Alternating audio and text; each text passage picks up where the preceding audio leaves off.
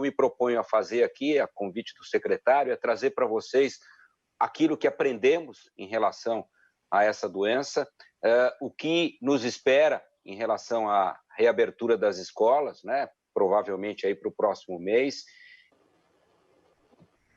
Bom, o primeiro ponto que eu queria compartilhar com vocês é um pouco do cenário do que está acontecendo em relação a essa pandemia, né? Trazer um pouco um retrato da epidemiologia e principalmente do que nós já temos de consistente em relação à Covid-19, né? A doença causada pelo novo coronavírus, chamado de SARS-CoV-2, e identificado no final de dezembro, né, na Ásia, né, especificamente na província de Hubei, na China, onde surgiram os primeiros casos, um vírus que surgiu fruto, vamos dizer, de alterações genéticas de um coronavírus que circulava entre morcegos e que acabou, pelas condições, vamos dizer, vigentes ali, especificamente na província de Hubei, na cidade de Wuhan, nesses mercados silvestres, propiciou o surgimento desse novo coronavírus. Importante dizer a vocês que esse é um cenário, vamos dizer, propício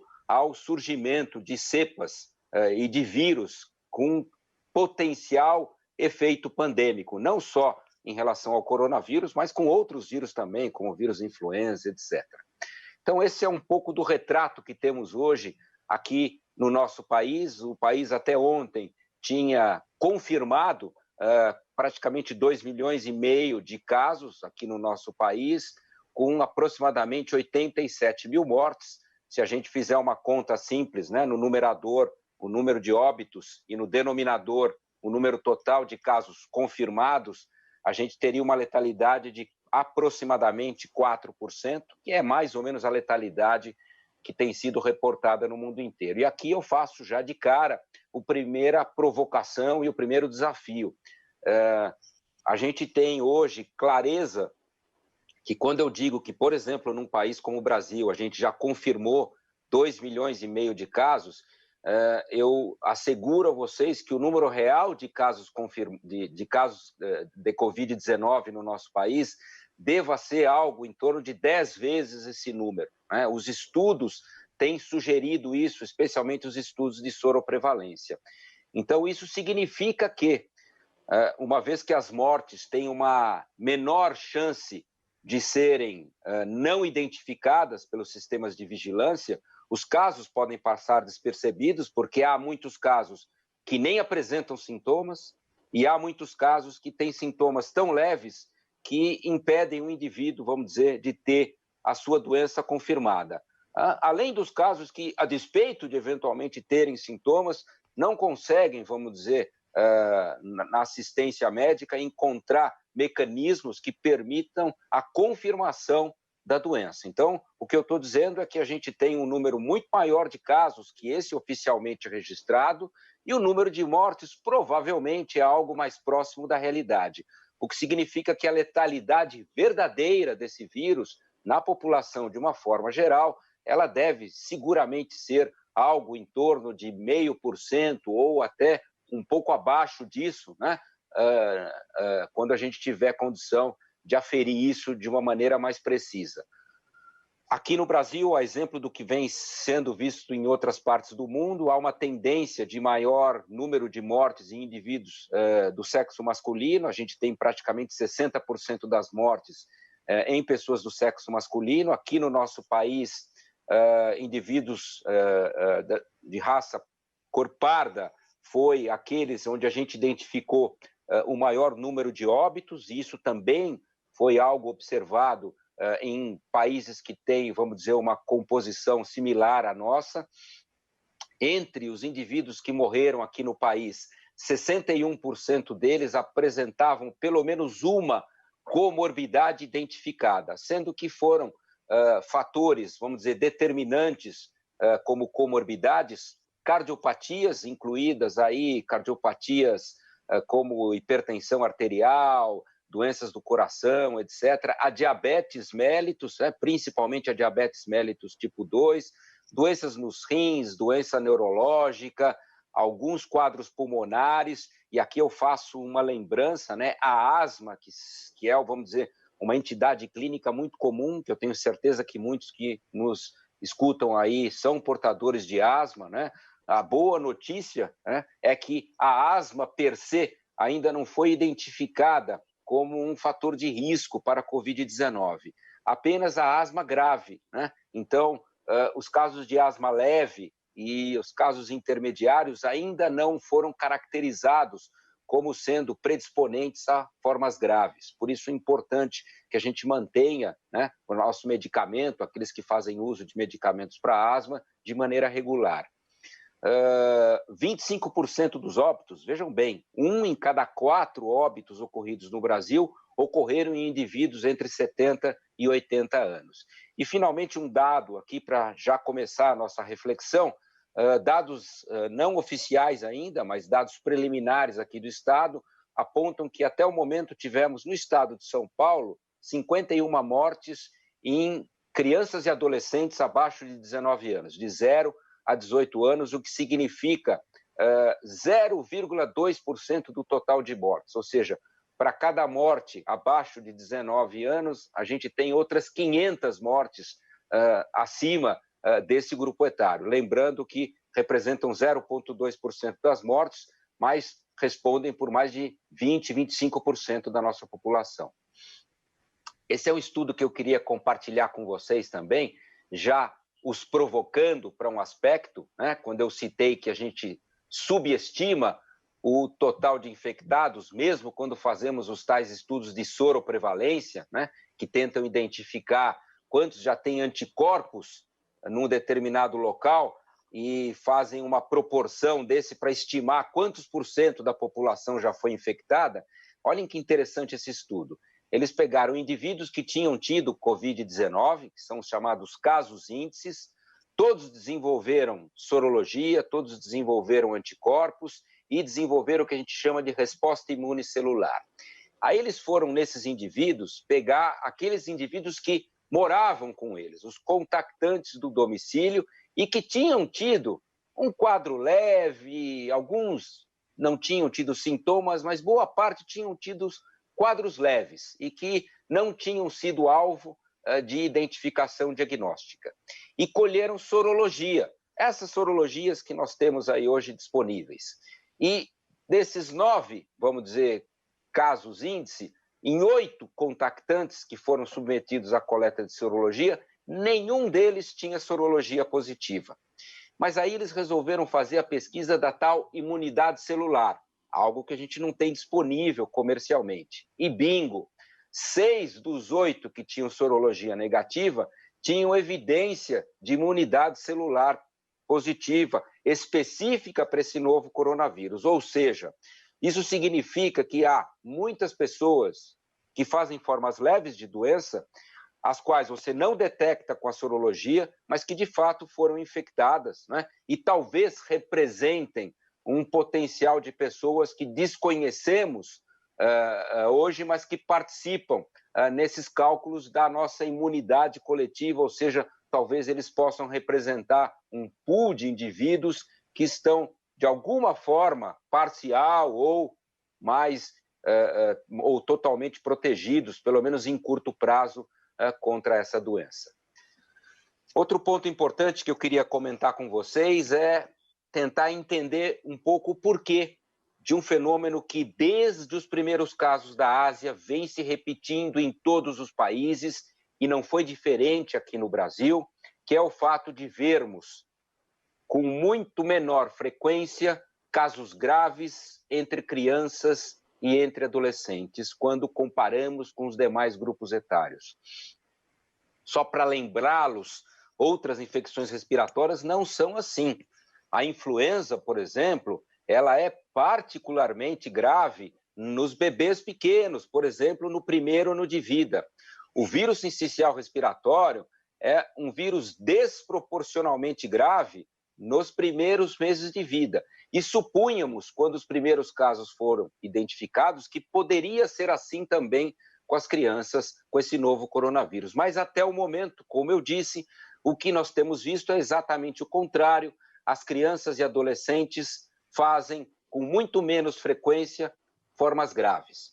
Claro que eu não estou querendo dizer aqui que não haja risco de hospitalizações, que não haja risco de casos graves e até mesmo de morte. Sim, eles existem, mas eles ocorrem com muito menor frequência que nos adultos. Várias teorias foram colocadas para tentar justificar isso, a presença de outras viroses comuns na infância, características da resposta imune das crianças, as vacinas que as crianças recebem para outras doenças que de alguma forma poderiam ter efeitos não específicos de proteção. Todas elas são muito frágeis para justificar o porquê desse fenômeno. A única dessas prováveis teorias que talvez encontre, vamos dizer, respaldo para que a gente amadureça essa ideia e pesquise com mais ênfase, é a presença dessa tal enzima conversora de angiotensina 2. O nome é complicado, mas essa enzima nada mais é do que o receptor do vírus no nosso organismo. E o que parece acontecer é que as crianças expressam esse receptor de uma forma mais tímida que os adultos. O que significa que o vírus não encontra, vamos dizer, uma porta de entrada no nosso organismo tão escancarada como encontra nos adultos e em outros grupos etários, porque nesses adultos esse receptor se expressa de uma forma mais evidente para o vírus. Esses são 2 artigos que a gente publicou, 2 editoriais, né, descrevendo esses aspectos, e a gente tem uma linha de pesquisa na nossa faculdade tentando identificar se de fato esse fenômeno ocorre. A gente está tentando buscar a expressão desses receptores. Bom, vamos lá, né? Uma parte importante para a gente discutir hoje é o que aprendemos sobre transmissão desse vírus. Vocês já foram, vamos dizer, inundados aí na televisão, nos jornais, etc., pelas medidas que a gente deve tomar para nos precavermos ou para diminuir o risco de exposição. E a gente já tem muitos dados aí para tentar nos ensinar as principais formas de contágio com esse vírus. Então, o papel das crianças, de uma forma geral, na disseminação desse novo coronavírus, ele é alvo de debate desde os primeiros dias da pandemia, mas o que nós temos visto é que, primeiro, as crianças representam uma pequena fração dos casos confirmados de Covid-19. Então, tanto na Europa, como na América do Norte, como na Ásia, as crianças representaram aproximadamente 1, 2, no máximo 3% do total de casos na população. 97% das crianças que documentam estar infectadas apresentam casos assintomáticos, leves ou moderados. Menos de 0,5% delas acaba necessitando, vamos dizer, de um suporte mais crítico em unidades de terapia intensiva. O CDC publicou esta semana, agora, em julho, que nos Estados Unidos hoje, do total de mortes que eles tiveram, somente 0,1% delas, ou seja, 1 em cada 1.000, ocorreram em crianças e adolescentes abaixo de 19 anos de idade. O que significa que, para cada morte em criança e adolescente, eles têm outras 1.000 mortes em adultos em outros grupos etários. Quais são os mecanismos de transmissão desse vírus? Então, a gente sabe que o mecanismo precípio, o principal mecanismo de transmissão do vírus é através das gotículas respiratórias. Então, o indivíduo que está infectado, ao falar, ao tossir ou ao espirrar, ele elimina o vírus, vamos dizer, no ambiente, e esse vírus, vamos dizer, pode contaminar as pessoas que estão ao redor desse indivíduo infectado. A gente estima que o alcance do vírus seja algo entre no máximo 1,5 m, 2 metros, a partir do indivíduo infectante. Quem pode transmitir? O indivíduo que está doente, na fase aguda da infecção, o indivíduo que está infectado, que contraiu o vírus, mas está naquela fase que a gente chama de incubação, que precede o início dos sintomas, portanto ele não sabe ainda estar infectado, e já há estudos que mostram que 2 dias antes do início dos sintomas, esse indivíduo já elimina o vírus a seus contactantes. Significa dizer que amanhã eu posso ter um indivíduo no meu trabalho que conviveu comigo, que estava perfeitamente bem, mas já estava infectado, já estava transmitindo o vírus. No dia seguinte a conviver comigo, ele começou os seus sintomas, ou seja, no dia anterior ele já estava eliminando o vírus a seus contactantes. E eles permanecem transmitindo o vírus, de forma geral, dentro da primeira semana após o início dos sintomas, é o que a maioria dos estudos tem mostrado para a maioria das pessoas. Parece haver uma relação entre gravidade da doença e tempo e intensidade de transmissão. O que eu estou querendo dizer? Os quadros que são mais graves tendem a manter a transmissão do vírus por mais tempo e em maior proporção. Os casos leves e particularmente os assintomáticos, aqueles que nunca apresentam sintomas, a despeito de serem potencialmente transmissores, eles parecem desempenhar um papel muito menos relevante e, portanto, transmitir menos o vírus. Outra forma de transmissão é através do contato. Então, se você pegar uma superfície que foi, vamos dizer, contaminada com o vírus pode ir para a sua mão, ele pode sobreviver algum tempo, e se você distraidamente colocar a mão na sua boca, no seu nariz ou nos seus olhos, você pode se contaminar. Por isso a importância de todos, quando saímos de casa, etc., né, até que você tenha, vamos dizer, chegado ao local, você higienize as suas mãos, seja com água e sabão, que é eficiente para inativar o vírus, seja com o álcool em gel. Existe um terceiro mecanismo de transmissão que vem sendo cada vez mais colocado como plausível, como possível, que é o tal do aerossol, que vocês já devem ter ouvido falar, que seria, vamos dizer, a presença do vírus no ambiente, no ar, a partir de um indivíduo que eliminou esse vírus, e aí ele poderia persistir por algumas horas nesse ambiente e contaminar outras pessoas. À luz das evidências atuais, apesar de plausível, esse mecanismo parece menos relevante do que o das gotículas respiratórias. E aí vem, talvez, uma das mais importantes lições aprendidas com essa pandemia.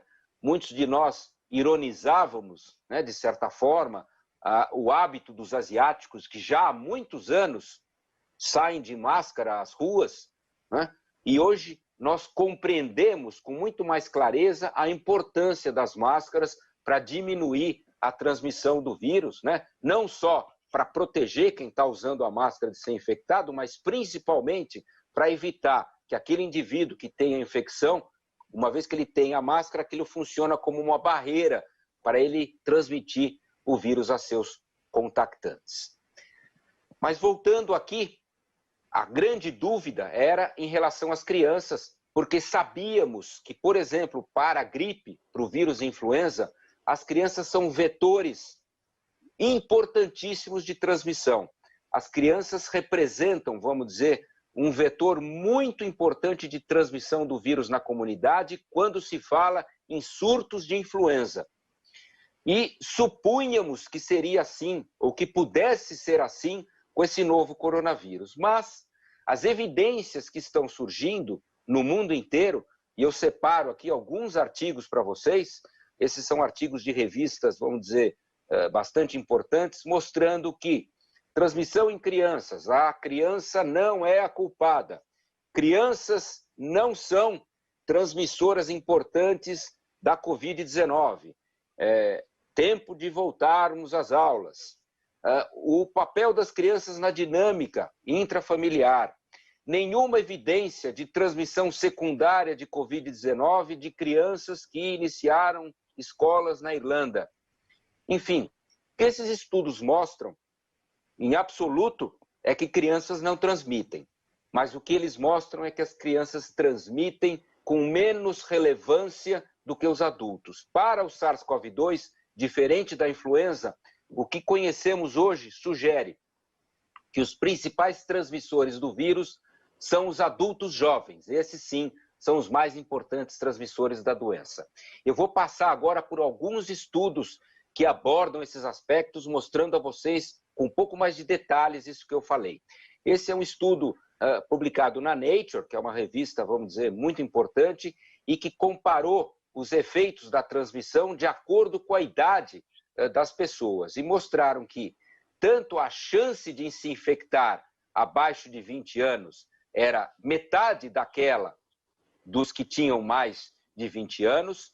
Entre os infectados que tinham menos de 20 anos, a gente teve uma proporção muito maior de crianças e adolescentes com formas, vamos dizer, assintomáticas, ou seja, apenas 1 em cada 5 dos adolescentes e crianças fizeram sintomas, contra 70% daqueles, vamos dizer, adultos mais velhos, particularmente aqueles com mais de 70 anos. E aqui embaixo a gente vê nesse gráfico aqui, né, mostrando, vamos dizer, a comparação da Covid-19 com a influenza de acordo com a idade. Vejam que para a influenza a gente tem uma curva em U, mostrando a importância do idoso e da criança, né, tanto na transmissão como na gravidade. E para a Covid-19 não. Tanto a suscetibilidade, ou seja, a chance de infecção, como a severidade da doença, ela é menor nos primeiros anos e vai aumentando conforme as crianças vão se tornando adultos. E uma das conclusões desse estudo é que intervenções voltadas para crianças podem ter um impacto limitado na transmissão do vírus. Então, por exemplo, se a gente tiver uma vacina, as vacinas se mostraram cruciais quando aplicadas em crianças para influenza, não só por protegê-las, mas também por, vamos dizer, interromper a transmissão do vírus influenza na comunidade. Quando a gente tiver uma vacina aqui para o SARS-CoV-2, as crianças vão ser vacinadas, mas principalmente com o intuito de protegê-las, porque provavelmente a intervenção que elas vão ter na transmissão do vírus é menor do que aquelas que a gente teria vacinando os adultos jovens. Esse é um estudo da Suécia. Vocês sabem que a Suécia nunca interrompeu as aulas, né? Nas escolas, vamos dizer, básicas, né? Nas creches, escolas maternais, escolas primárias, e ele comparou na Suécia, que manteve as escolas abertas o tempo todo, a incidência de hospitalização em crianças, que foi de 9 para 100 mil, versus 230 para 100 mil em adultos. Esse outro estudo é da Holanda. A Holanda também já reabriu as escolas. Experiência da Holanda após a reabertura das escolas. É um pouco complicado esse painel aqui à esquerda de vocês, mas, vamos dizer, o tamanho desses círculos guarda relação com a chance de transmissão. E percebam que criança para criança, que seria essa parte aqui do gráfico, praticamente não há transmissão. Elas se concentram exatamente entre o adulto jovem, né? Tanto no sentido de transmitir como no sentido de se infectar. Portanto, a transmissão do vírus ocorre principalmente entre pessoas da mesma idade e com muito menos frequência entre pais e crianças. No gráfico de baixo, a gente mostra que depois de mais de 16 mil testes que foram realizados em crianças até 12 anos de idade, né, entre 1 e 25 de junho, apenas 0,3%, ou seja, 3 em cada 1000 casos testados, se mostraram positivos nesse estudo da Holanda.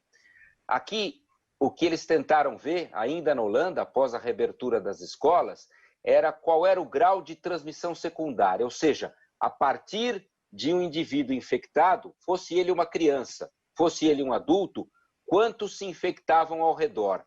E o que eles viram nesse estudo em particular é que aqueles pacientes, casos índice, com Covid-19, que tinham menos de 18 anos, ou seja, crianças e adolescentes com Covid-19, não houve transmissão para nenhum outro contato. Enquanto que entre os acima de 18 anos, eles conseguiram transmitir a doença para 8% dos contactantes deles, mostrando de novo, né, mais um dado sugerindo a relevância da transmissão nos adultos em relação às crianças. Esse é um outro estudo interessante que comparou a Finlândia com a Suécia. Então, como eu disse, a Suécia manteve as escolas abertas, mas a Finlândia, que é um país muito similar em condições socioeconômicas, etc., optou por fechar as escolas. E aí eles compararam, vamos dizer, durante esse período em que as escolas estavam fechadas na Finlândia com a Suécia, onde as escolas estavam abertas, e o que eles perceberam foi que, vamos dizer, houve um impacto muito similar em número de casos, número de hospitalizações, tanto na Finlândia como na Suécia, no que diz respeito a crianças e adolescentes, a despeito da Suécia ter tido, vamos dizer, o tempo todo as escolas abertas. Outro estudo interessante que saiu na Suécia foi o risco em professores como nós, né? Ou professores que estão especificamente aí nas escolas. Eles compararam o risco dos professores se infectarem com indivíduos dos mesmos grupos etários, mas de outras profissões. E não houve diferença alguma no risco de exposição dos professores em relação a outros profissionais do mesmo grupo etário.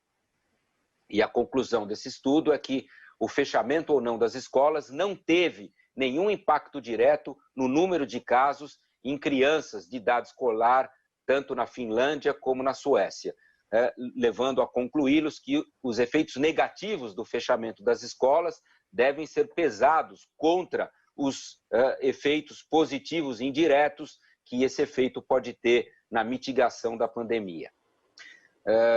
Outro ponto importante para destacar para vocês é que os estudos sugerem também que o risco de transmissão, quando a gente compara os diversos grupos etários pediátricos, é diferente das crianças mais novas das crianças mais velhas.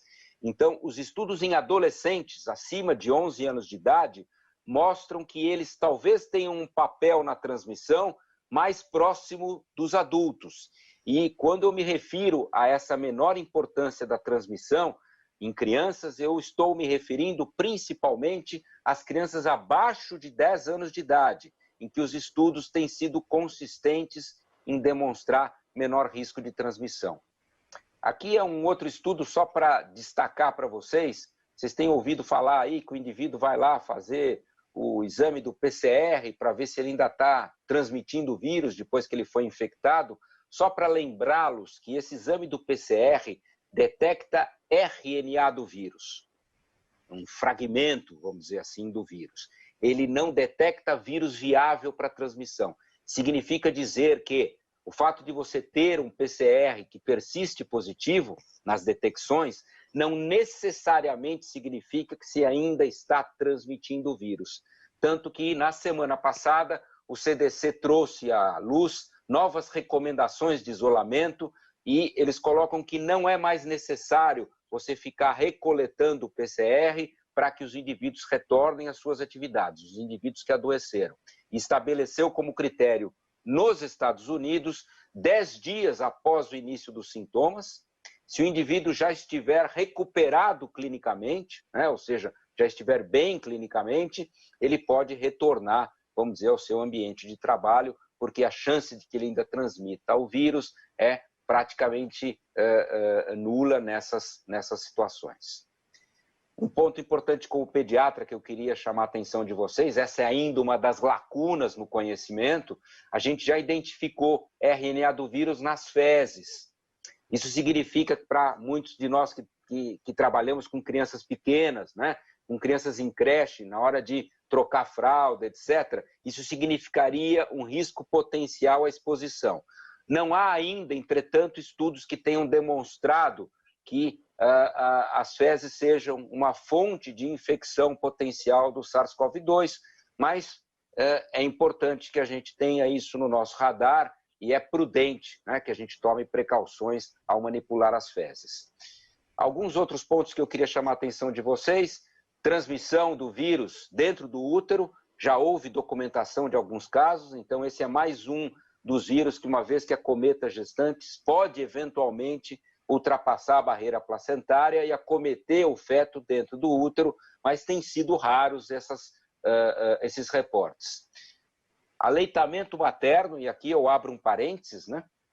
Os Estados Unidos, quando surgiu essa pandemia, recomendou que mães que estivessem com Covid-19 não deveriam amamentar seus filhos, né? E eles deveriam ficar separados e receber ou leite materno por expressão ou leite de fórmula. Nós somos frontalmente contrários a essa recomendação. Desde o início, nós mantivemos a orientação de que as mães amamentassem os seus bebês pelos benefícios inequívocos que o leite materno representa. Então, é uma situação, vamos dizer, metafórica, paradoxal, mas a gente entendia que, a despeito de haver um potencial risco de transmissão da Covid-19 da mãe para o bebê, o aleitamento materno traz benefícios de tal monta que separá-las traria muito mais prejuízo para a saúde mental dessa mãe e dessa criança, não é, no futuro, para a saúde física e diversos outros aspectos, até mesmo os anticorpos que essa mãe estaria produzindo e que poderiam, pelo leite materno, de alguma forma beneficiar esse lactente. E batemos na tecla de que deveriam ser amamentadas as crianças. Fomos até criticados nesse momento. E só para compartilhar com vocês, a Academia Americana de Pediatria, recentemente agora, questão de 15 dias, reconheceu que o aleitamento materno é muito importante e eles alteraram as suas recomendações e voltaram atrás.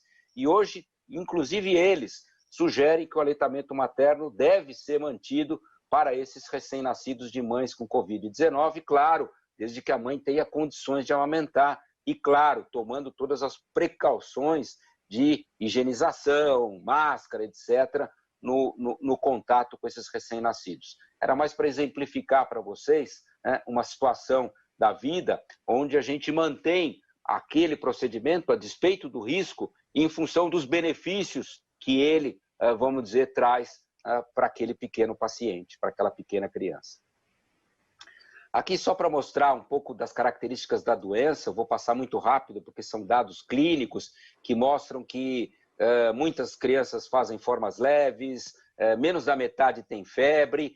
Essa é uma das, vocês devem ter ouvido na mídia, a tal da síndrome inflamatória sistêmica. Esse é um documento que nós produzimos, o nosso departamento, está publicado na Sociedade Brasileira de Pediatria, disponível para todos que quiserem acessar na página, mostrando essa complicação que é temível. Ela acontece em crianças, mas geralmente crianças mais velhas, né? A maioria dos casos tem sido de crianças mais velhas e adolescentes, mas que fazem um quadro de febre muito importante, dor abdominal intensa e outras alterações, às vezes até cardíacas, na pele, etc. Mas essas são formas raras em crianças, mas que têm sido descritas, não foram vistas na Ásia, só foram percebidas na Europa, nos Estados Unidos, e nós também tivemos oportunidade de ver aqui entre nós. Só para compartilhar com vocês, eu trabalho em 2 hospitais, né, na Santa Casa,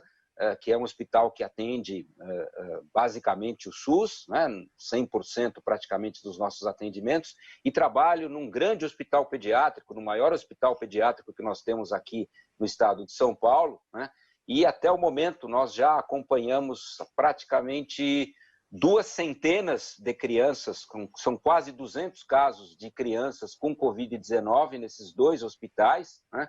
Tivemos algumas hospitalizações, algumas admissões em terapia intensiva e até o momento, felizmente, não perdemos nenhuma criança dessas que a gente acompanhou e a maioria dos casos graves que tivemos foram crianças com quadros respiratórios ou com essa síndrome.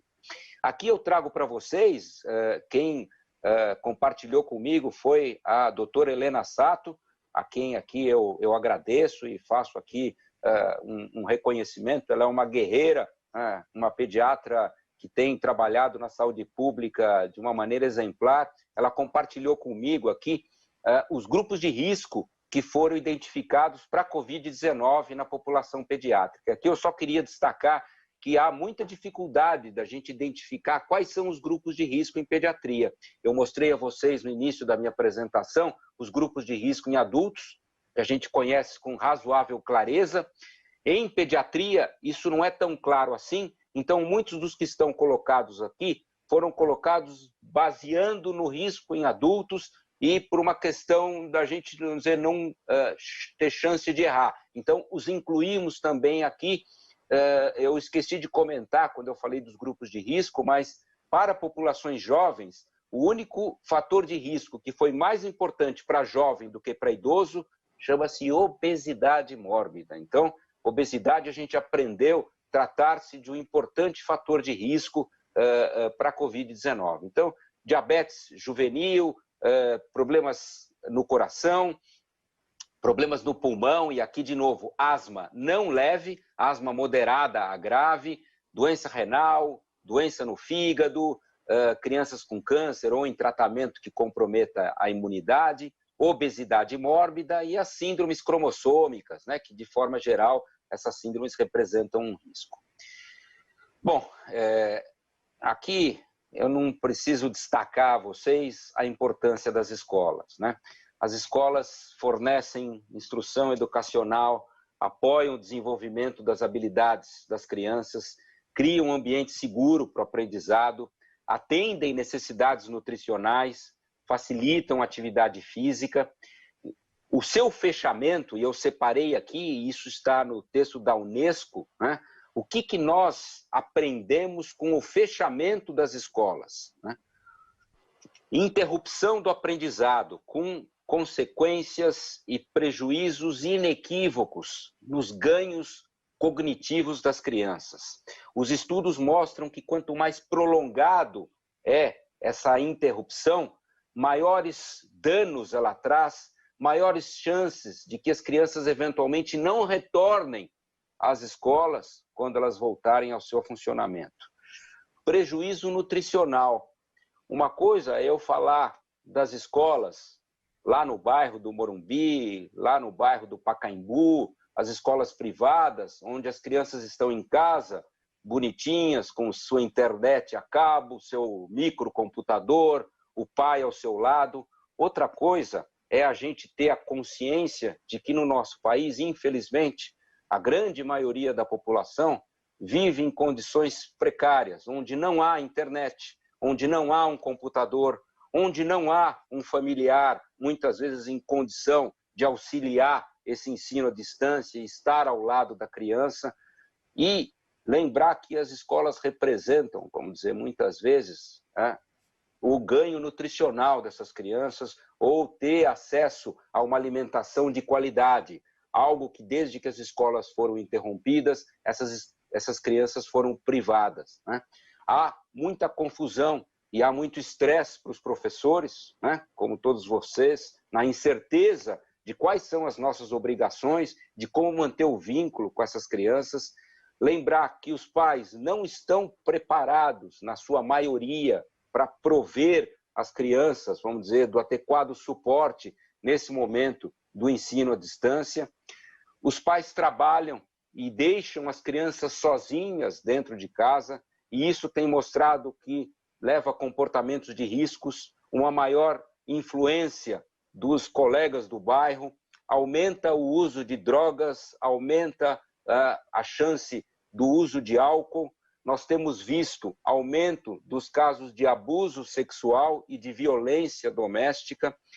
Eu sei que vocês sabem, porque tanto vocês, professores, como nós, pediatras, nós somos importantes veículos de informação de violência e de abuso sexual.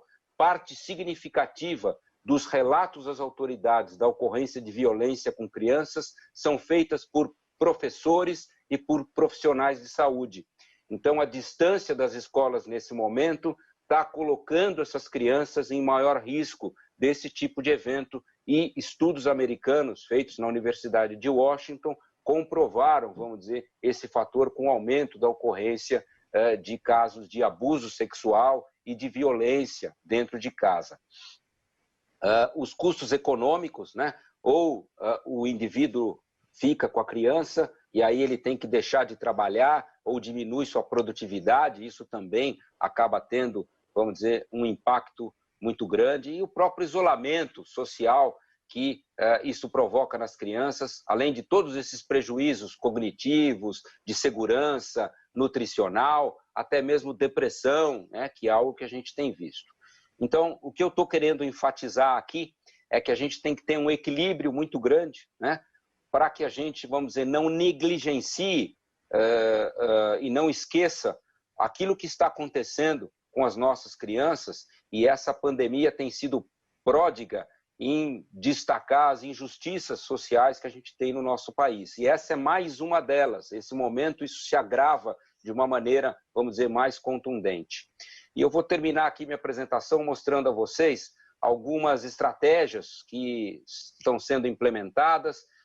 Essa é da própria Academia Americana de Pediatria, destacando que o retorno às escolas deve ser feito com o uso de máscaras, com distanciamento na medida do possível e, num primeiro momento, um retorno híbrido. Esse seria, vamos dizer, o cenário mais conservador, mais rigoroso.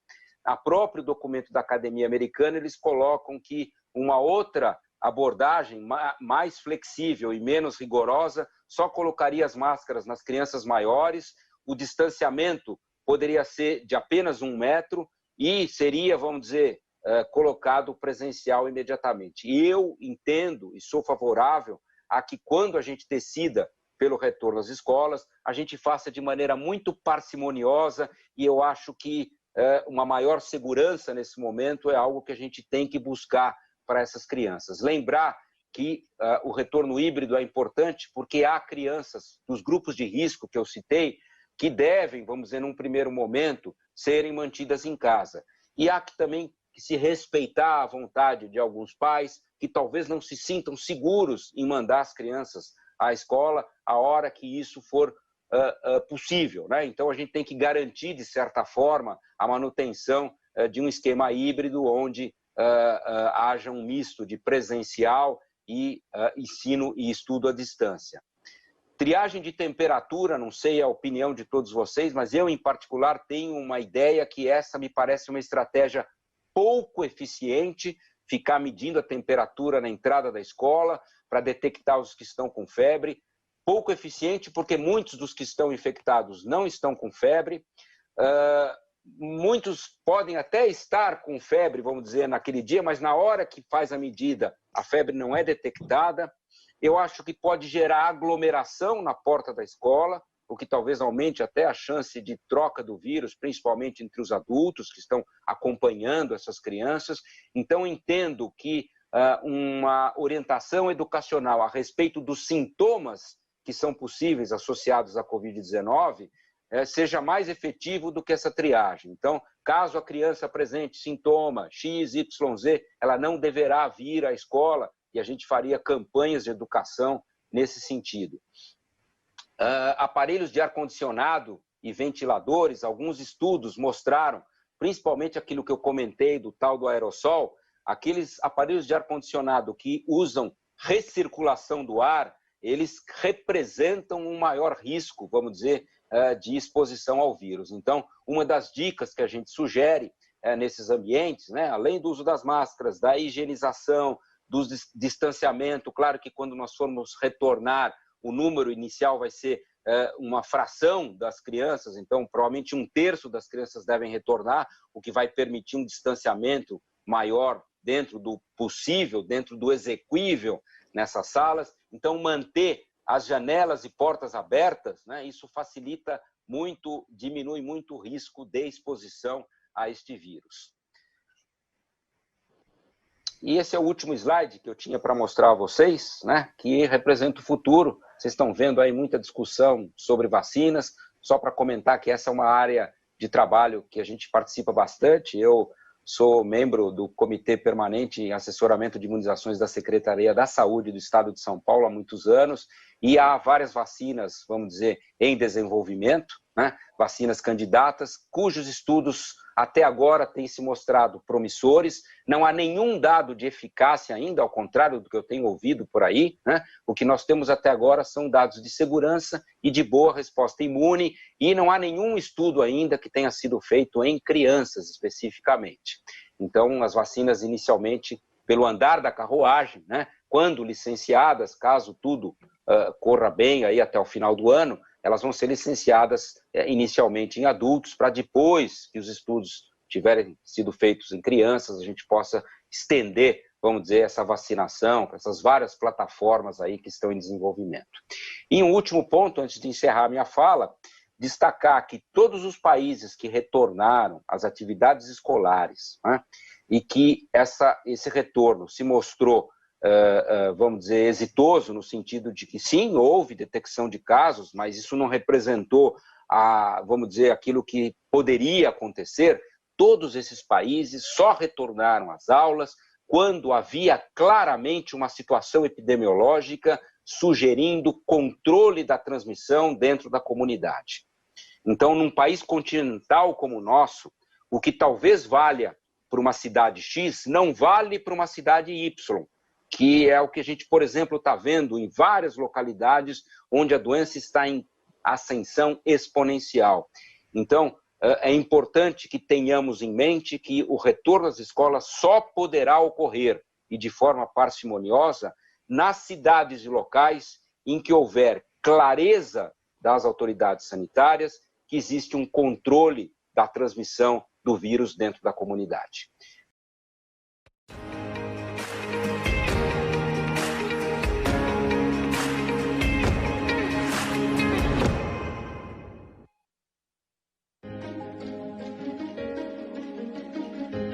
A escola pode estar distante, mas as aulas não.